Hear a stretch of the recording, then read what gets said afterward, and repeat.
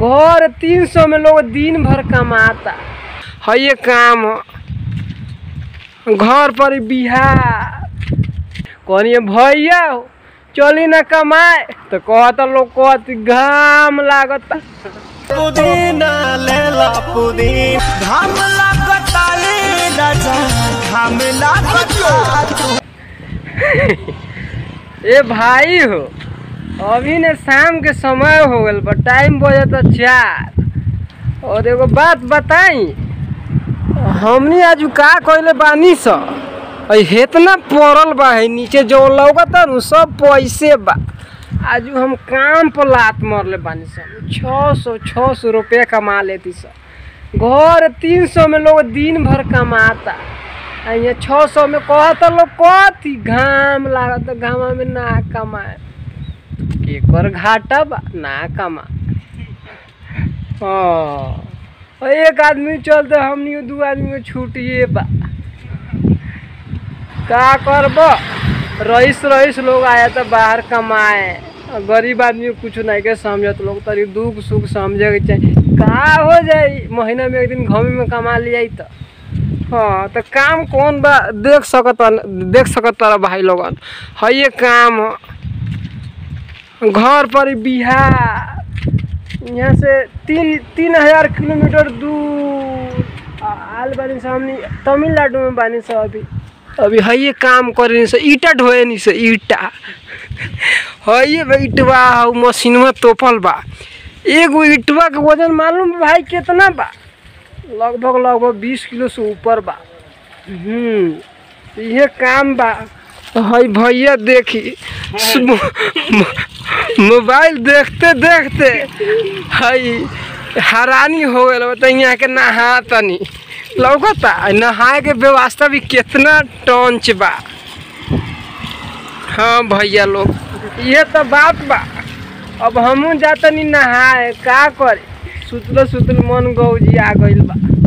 ठीक बा मिलम फिर बाद में नहा धोआ के तनी फ्रेश हो के। ठीक बा भैया ठीक बा भाई लोग तो हमू जाते नहाए। हाँ और एक बारो बात बताओ तनी, हम आज न दोपहर में हम भूजले रहनी चिवड़ा।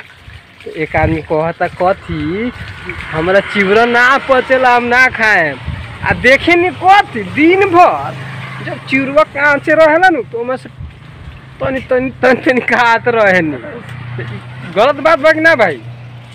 ए भैया अभी न शाम का टाइम हो गइल बा 5 और ये दोनों आदमी नहैलक ह लोग। एक आदमी हेने नहा के मोबाइल पे रहता लोग, एक आदमी हेने छाड़ा छोड़ी के वीडियो देखता।